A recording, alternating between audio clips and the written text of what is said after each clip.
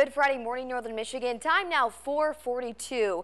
We've all heard the famous saying, men are from Mars, women are from Venus. The differences between men and women go back for centuries. The question is, why are we so different? And are there any solutions to living in harmony? Here's what I found out.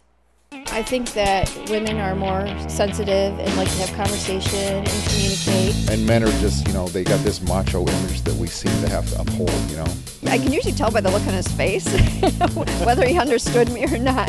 Sound familiar? It's no surprise that men and women seem to communicate much differently, and we're not afraid to admit it. We accept what he feels and he accepts what I feel, and then we kind of work it out. Like in an argument or something, he's gotten over it real quickly, and I'm still 3 days later, thinking about that, maybe something he said to me, and it takes me a lot longer to get over, where he's just more like, oh, no big deal. Women are more in touch, and I hire women because I think they're more compassionate than men. He says this and she says that. The list goes on and on.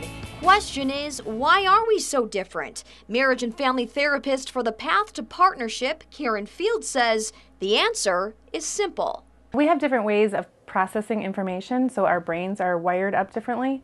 And so we speak differently, we listen differently, and so those are the two main components of communication, so it's always going to cause trouble. Field says the basic fundamentals go back to the caveman days. Let's flash back to ancient times, when men were hunters trying to find food and women were gatherers, keeping an eye on the children while holding down the fort.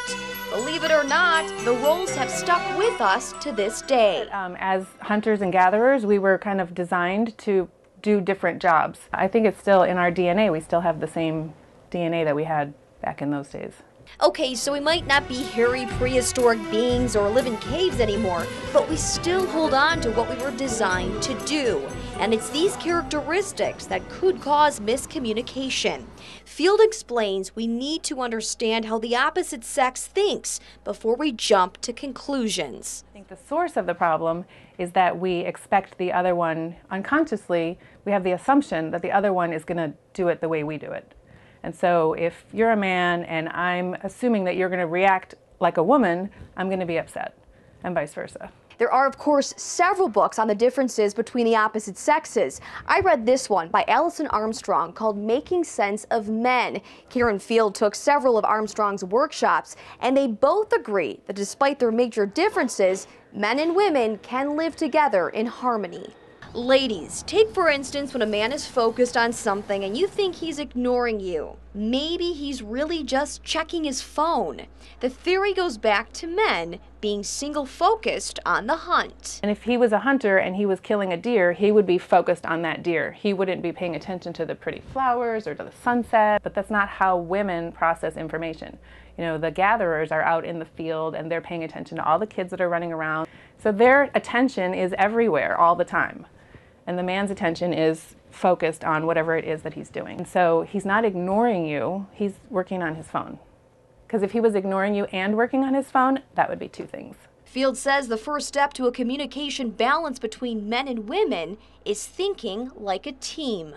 Question that assumption, and ask them, like, I'm sure you have a good reason for that. I just want to know what it is. You didn't know it. And so now that you do know it, now you have the possibility to do something different and to make life different for yourself and for the people in your life. Karen Field works with individuals, couples, and families on solving relationship problems. She does therapy as well as counseling sessions. And if you'd like to contact Karen, we posted a link for her on our website, upnorthlive.com.